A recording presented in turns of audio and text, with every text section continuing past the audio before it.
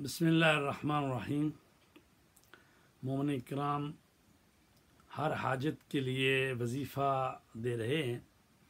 ये वजीफ़ा इस तरह से है कि शब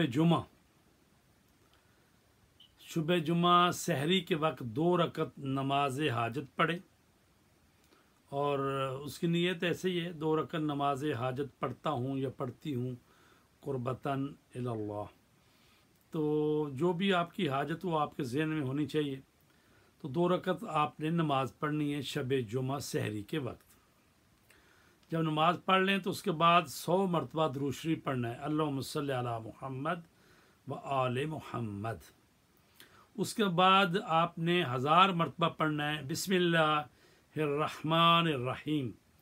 तो 1000 मरतबा बिस्मिल्लाहिर्रहमानिर्रहीम पढ़नी है। उसके बाद फिर 100 मरतबा दुरूद शरीफ पढ़ना है, अल्लाहुम्मा सल्ली अला मुहम्मद व आले मुहम्मद।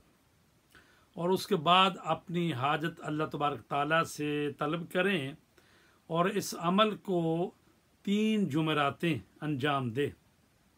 इंशाअल्लाह आपकी हाजत जो है वो पूरी होगी बेफज़ल खुदा।